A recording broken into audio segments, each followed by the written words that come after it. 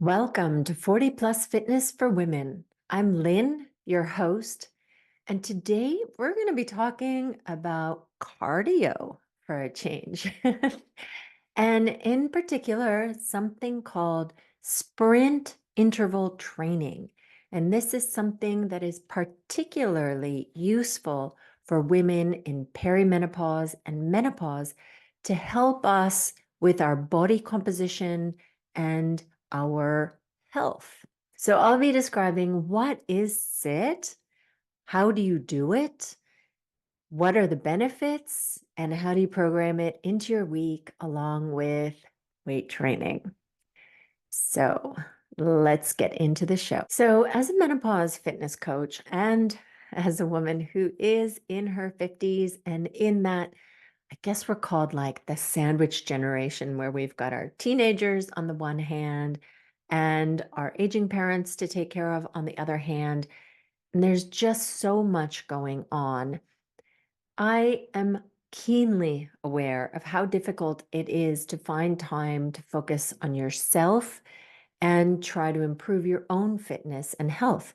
I struggle with it on a weekly basis. My weeks are filled, even on the weeks that I don't have my kids, because I'm divorced and the kids are 50-50 with their father and me.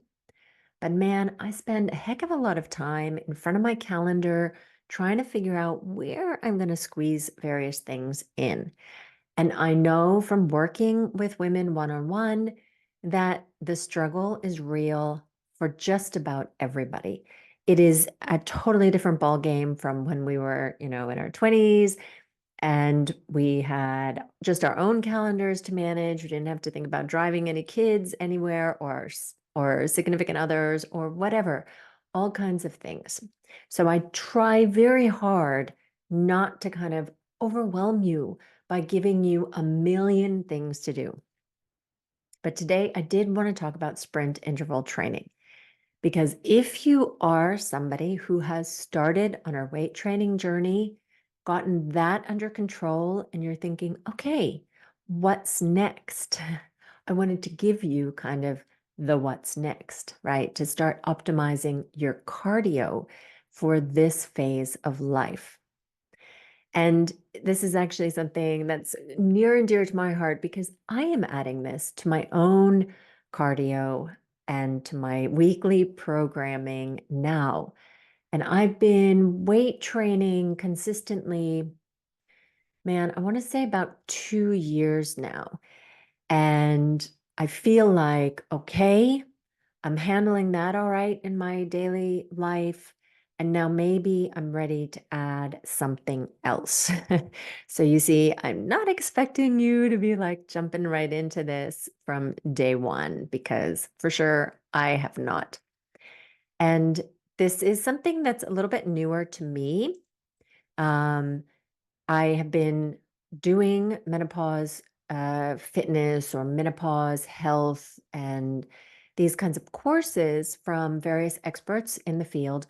And sit training is something recommended particularly by a woman named Stacy Sims, who's written a book on menopause fitness, and she also trains trainers on various topics around training women and around training women in perimenopause and postmenopause as well. So I am learning from the best. And I'll say that if you're not at the point yet where you're ready to like focus on optimizing your cardio, what I would say is, if you've got limited amount of time, you've gotten your strength training in, so you're doing your at least 2 days a week, full body strength training. So you're hitting each of your muscle groups twice a week, then just start doing some cardio. And now I'm not counting walking as cardio. No. So do dance classes if that's what you enjoy doing. Play tennis, go hiking, up and down hills. That's going to be more cardio.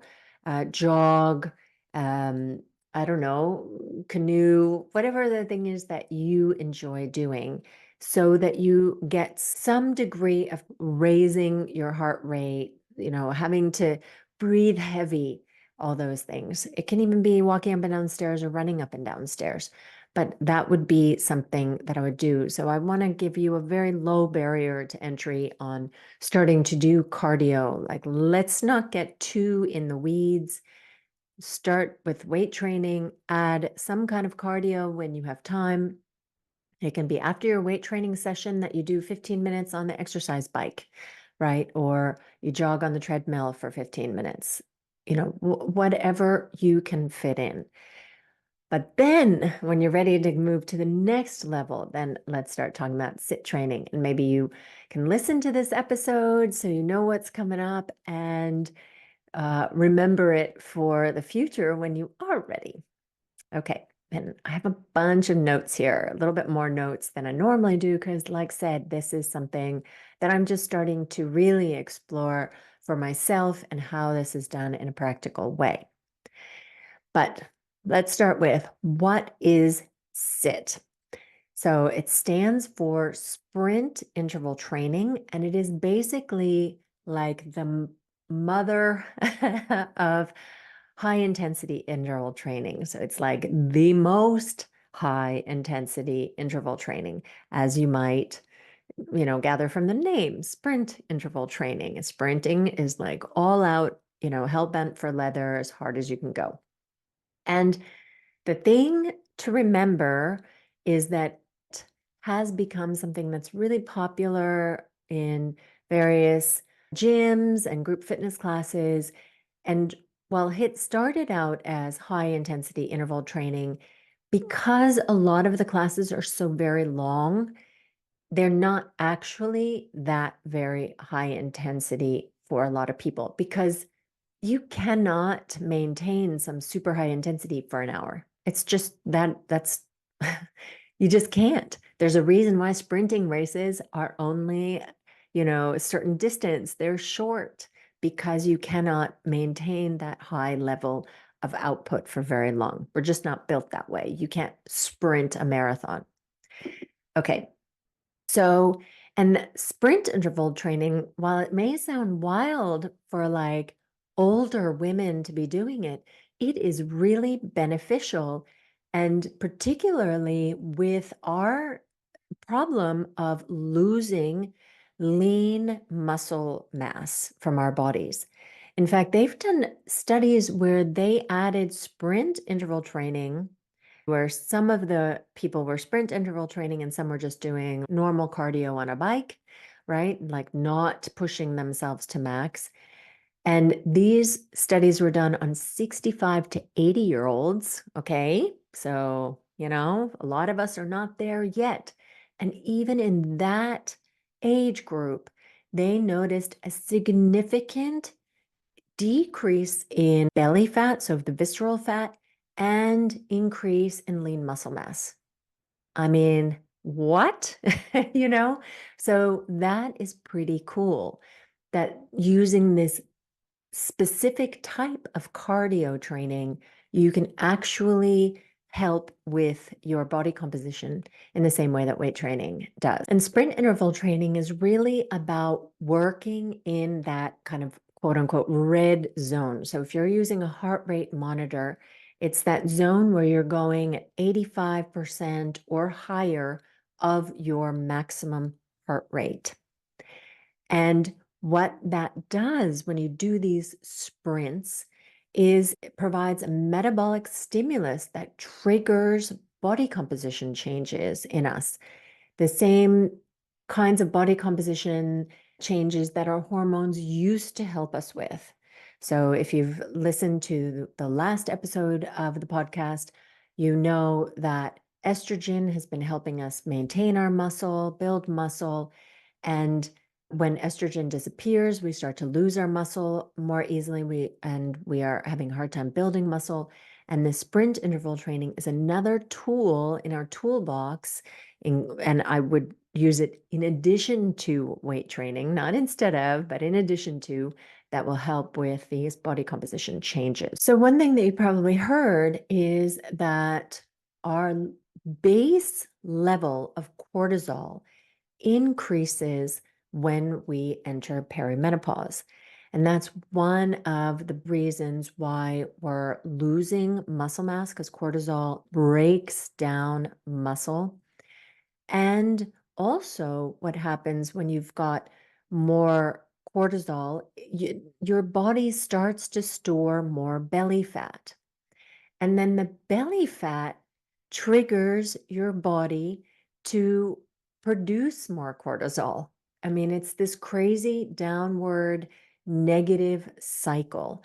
And so the sprint interval training allows you to break that cycle and start getting rid of that belly fat. So, what this kind of very intensive sprint interval training does is it reduces your cortisol and stress levels overall. And it also triggers the production of testosterone and human growth hormone.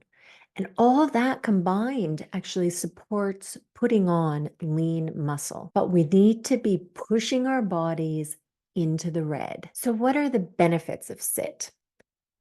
It helps to burn off belly fat. It improves insulin sensitivity. It lowers fasting blood sugar levels. It increases our mitochondrial health, and those are the powerhouses in our cells. It improves your overall cardiovascular health and your blood vessel function. And that helps with things like hot flashes in perimenopause. And finally, it's good for your brain. It improves your cognition and your working memory. So, a lot of great stuff to be gotten out of this sprint interval training. So, the reason I needed to start this podcast by talking about the benefits of sprint interval training is that it is no cakewalk. It's not like going for a walk or playing tennis or whatever.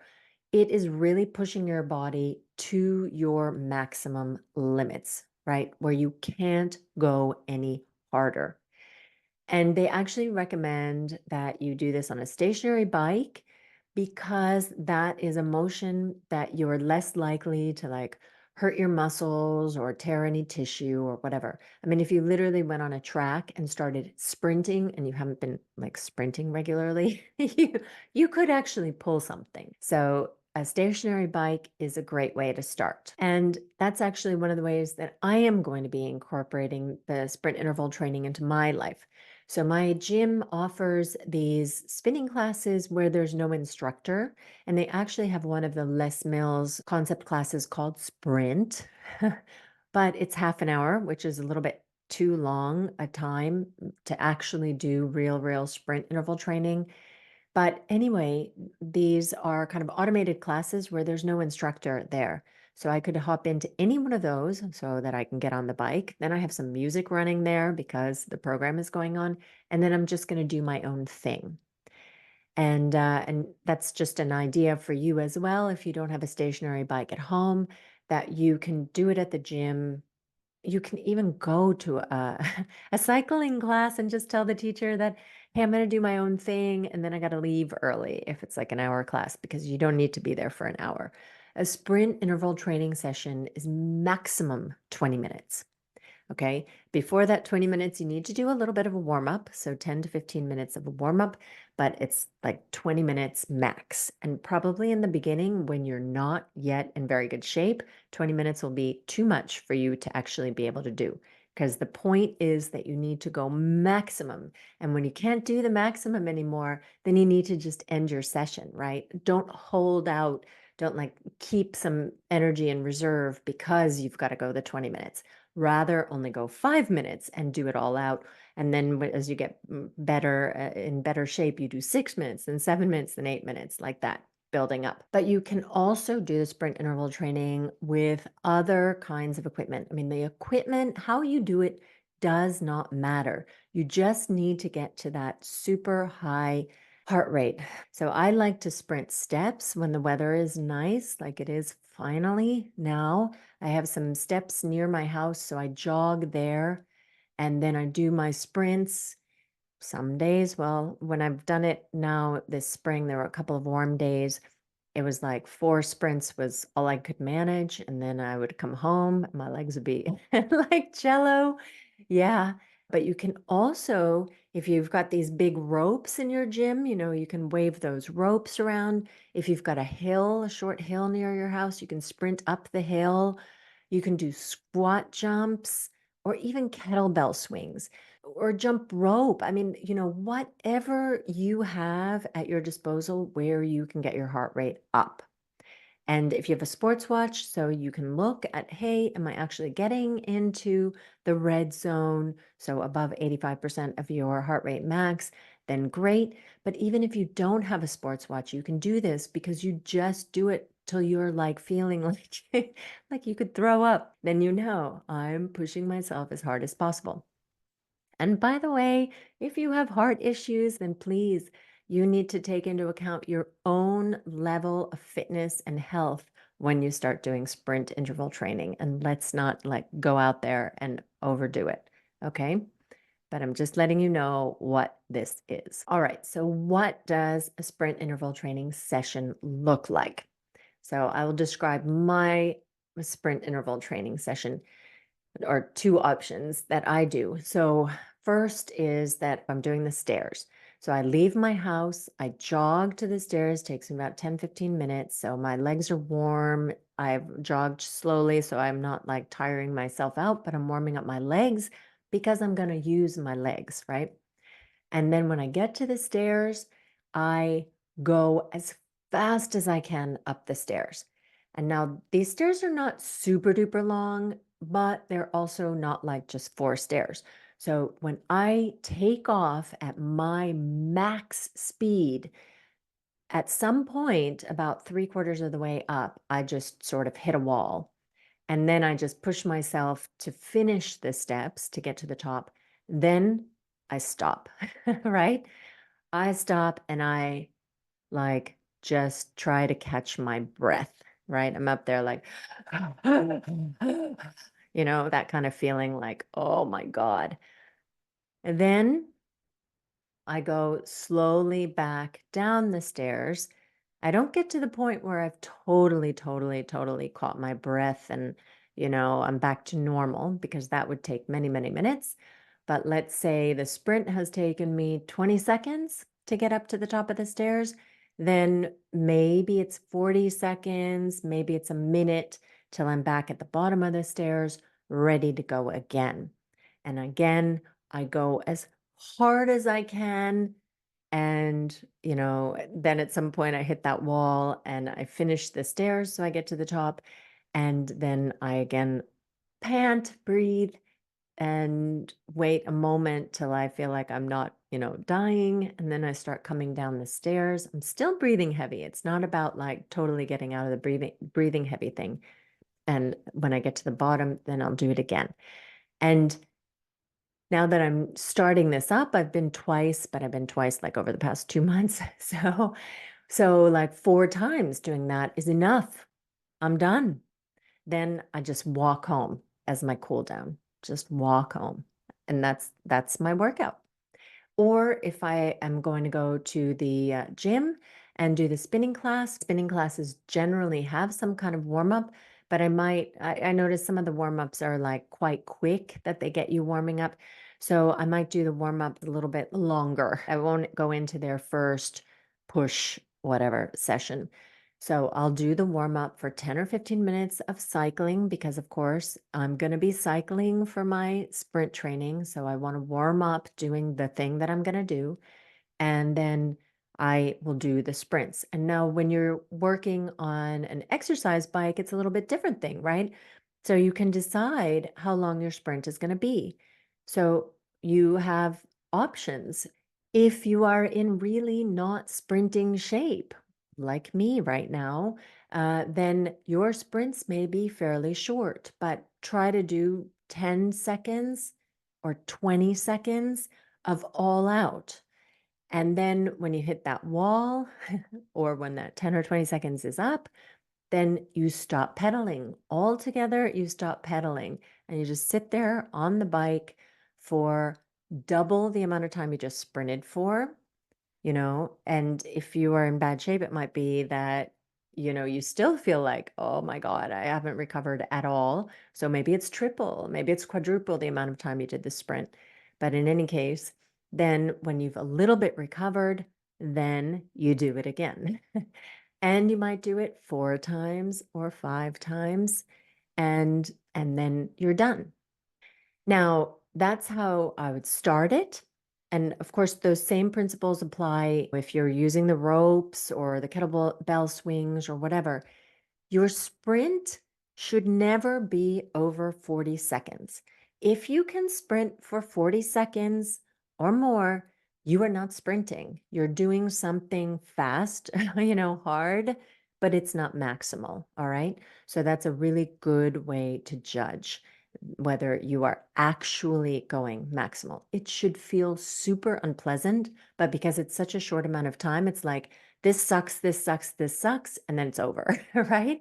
And then this sucks, this sucks, this sucks, and then it's over. And you do that 3, 4 times, and then it really is over. Then you can go home.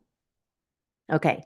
And then as you get in better shape, maybe you want to increase the length of your sprinting. So in the beginning, maybe you can only do these sprints for 10 minutes, and then you can increase the amount of sprints. And when you start to increase the amount of sprints, you can do them in little bundles. So I might do 10-second sprint, 20-second break, 10-second sprint, 20-second break, 10-second sprint, 20-second break, 10-second sprint, 20-second break. So I do like 4 of those in a row. Then I take, let's say, 4, 5 minutes off. So I've done my first set, then I'm taking like a good break, and then I do a second set of sprints. And you can also play around with how long the sprint period is versus how long the break period is. So you could do 30-second sprint and 30-second break, 30-second sprint, 30-second break. Okay. There's not just one correct way to do this. And if you're trying these or doing these, I would love actually if you could let me know what you are doing and how it's feeling and how easily you were able to start doing it. All right. And now, what about how to fit it into your week? These are pretty intense, these sprint interval sessions. So, this is a little bit going to depend on your own condition, like how good a shape you're in, and your own timetable, how often you lift, and all those things. This is how I'm going to do it. I am going to do my sprint interval session on a different day than I do my weight training. And I mean, I lift 4 days a week. So that means that it'll be a 5th day of working out. And it'll be just this short sprint session. I'll sometimes go run the stairs when the weather's nice. And then if the weather's not so nice, I'll go do the bikes. And because my sprint interval training sessions are going to involve my legs so heavily, I would not weight train my legs the day before. So probably I would have a leg day, then an upper body day, then my sprint day, then a rest day. So that's how I envision that going.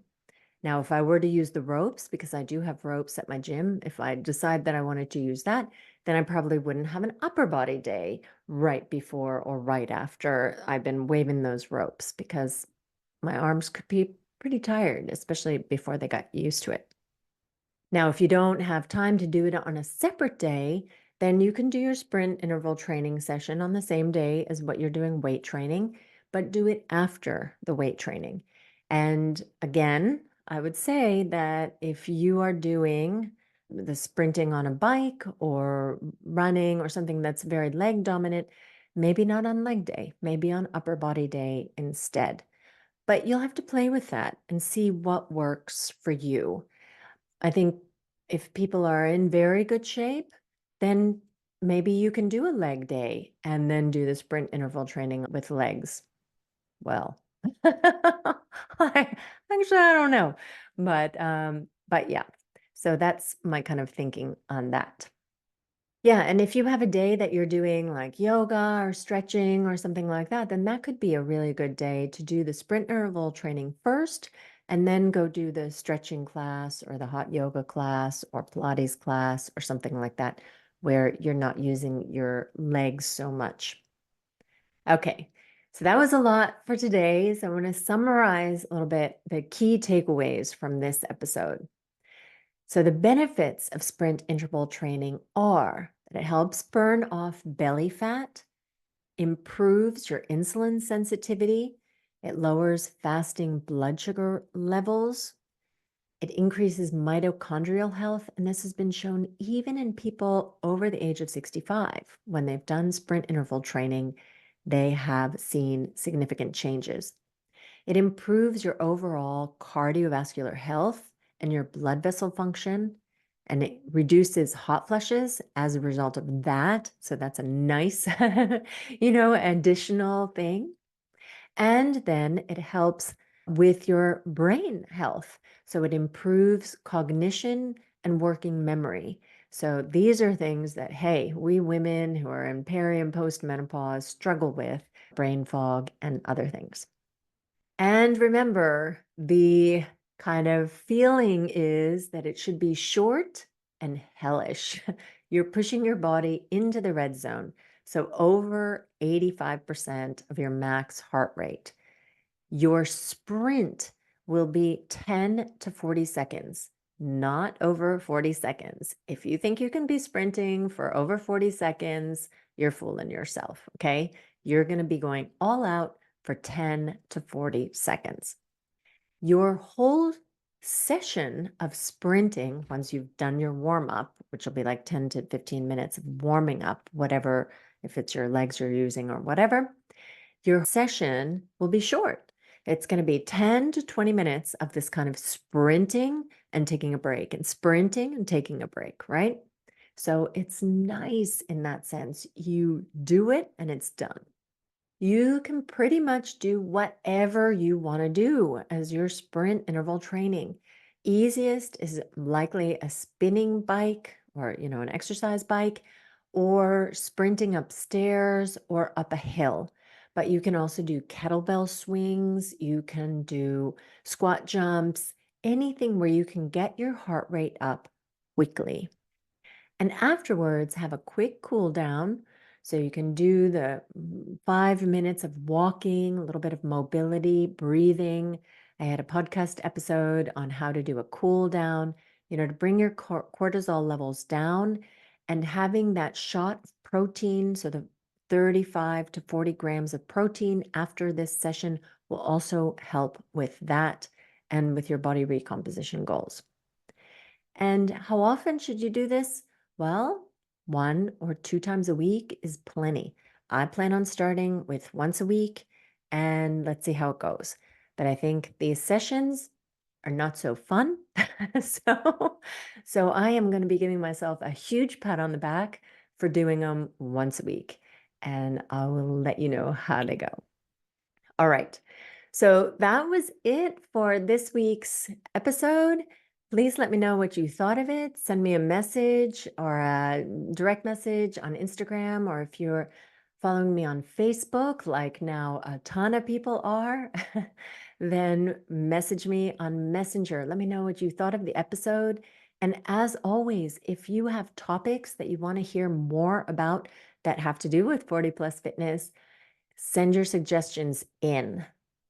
They are always welcome. And with that, I leave you and wish you a great week and happy training.